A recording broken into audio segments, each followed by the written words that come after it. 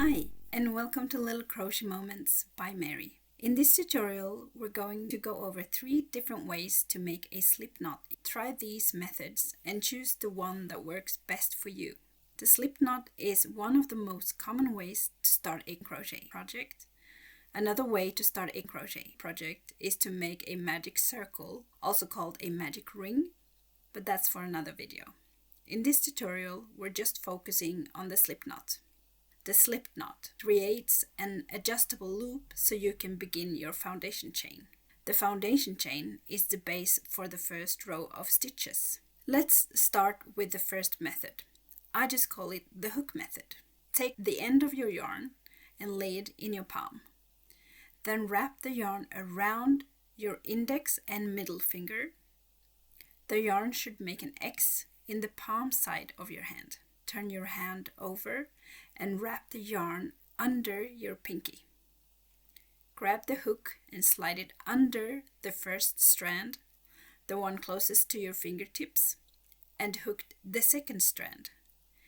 Pull the second strand under the first strand to create a loop on the hook.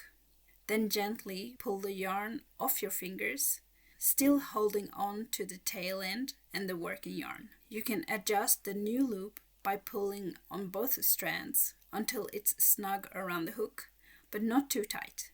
You should be able to slide the yarn up and down the hook with ease. If your slip knot feels too tight, it might be hard to work into the next step. Then simply pull on the working yarn to loosen the loop around your hook. And that's your slip knot. The second method I call the finger method. Start the same way as before. Hold the yarn end in your left hand, leaving a short tail. Wrap the yarn around your index and middle finger so the yarn creates an X on the palm side of your hand. Pinch the yarn with your thumb where the crossing is. Then carefully slide the yarn off your fingers while still pinching the X with your thumb and index finger. Take your other hand and insert your fingers through the loop and grab the yarn. Then pull up a new loop to create the slip knot. Insert your hook in the loop, pull on both the working yarn and tail end to secure the slip knot around the hook. The slip knot should be loose enough to slide up and down your hook. A variation of this method is to grab the yarn with your hook instead of your fingers, kind of turning this method into another hook method.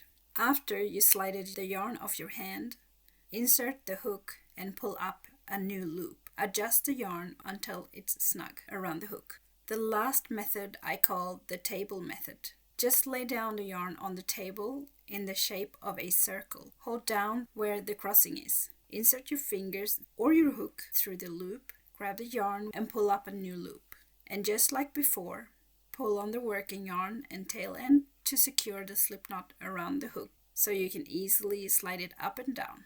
And there you have it. Now you know how to make a slip knot with 3 different methods. And remember, there's no right or wrong way to make a slip knot. Just use the method that feels the easiest for you. Give each of these methods a try, and hopefully you'll find your favorite way to start your crochet projects.